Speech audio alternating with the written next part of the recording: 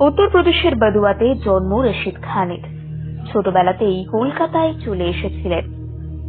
তারপর থেকেই বাংলাকে নিজের কর্মভূমি হিসেবে বেছে নিয়েছিলেন শিল্পী। ছোটবেলা থেকেই তার তালিম শুরু হয়েছিল।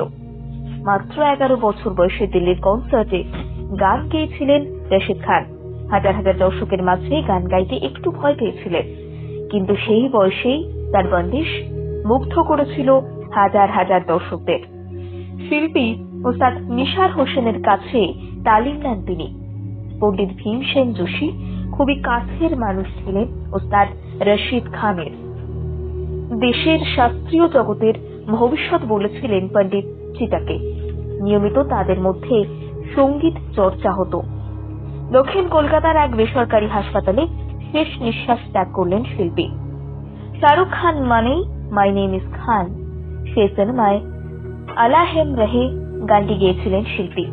যেমন নিতিন মাসির বরসাত সাওন, প্রত্যেক গানে শ্রোতাদের মুগ্ধ করেছেন শিল্পী। 2006 সালে পদ্মশ্রী পুরস্কার পেয়েছিলেন তিনি। ক্যান্সারের সাথে বহুদিন ধরে লড়ছিলেন শিল্পী। তার মধ্যে স্ট্রোক। অবশেষে থামল লড়াই। সঙ্গীতের উজ্জ্বল নক্ষত্র রশিদ খানের জীবনাবসান। কোন রকমের আইসিইউতে খাওয়াতে হচ্ছিল শেষ দিকে শিল্পীকে। শরীরের সংক্রমণ বেড়ে যাওয়ায় ধীরে ধীরে অবস্থার অবনতি ঘটতে থাকে। হিন্দি বাংলা সমস্ত ভাষায় তার কণ্ঠে মন মেতেছে বাঙালির। প্রিয় শিল্পীর অবস্থা অত্যন্ত আশঙ্কাজনক শোনা থেকেই চারিদিকে প্রার্থনা শুরু হয়ে গিয়েছিল। সকলেই আশা করেছিলেন ঠিক ভালো হয়ে আসবেন আমাদের প্রিয় শিল্পী।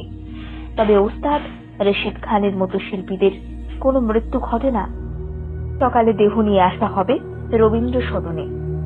বেলা 1টায় শিল্পীকে গান স্যালুট দেওয়া হবে।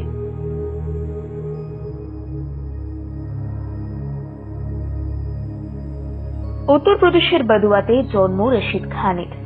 ছোটবেলাতেই কলকাতায় চলে এসেছিলেন। তারপর থেকেই বাংলাকে নিজের কর্মভূমি হিসেবে বেছে নিয়েছিলেন শিল্পী। ছোটবেলা থেকেই তার তালিম শুরু হয়েছিল। মাত্র 11 বছর বয়সে দিল্লির কনসার্টে গান গেয়েছিলেন রশিদ খান। হাজার হাজার দর্শকের মাঝে গান গাইতে একটু ভয় পেয়েছিলেন, কিন্তু সেই বয়সেই তার বন্দিশ মুগ্ধ করেছিল হাজার হাজার দর্শকদের।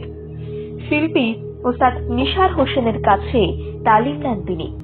পণ্ডিত ভীমসেন যোশী খুবই কাছের মানুষ ছিলেন ওস্তাদ রশিদ খানের। দেশের শাস্ত্রীয় জগতের ভবিষ্যৎ বলেছিলেন পণ্ডিত চিতাকে। নিয়মিত তাদের মধ্যে সঙ্গীত চর্চা হতো। দক্ষিণ কলকাতার এক বেসরকারি হাসপাতালে শেষ নিঃশ্বাস ত্যাগ করলেন শিল্পী। শাহরুখ খান মানেই মাই নেম ইজ খান, সে সিনেমায় আলা হেম রহে গানটি গেয়েছিলেন শিল্পী। যেমন নিতিন মাসির বরসাত সাওন,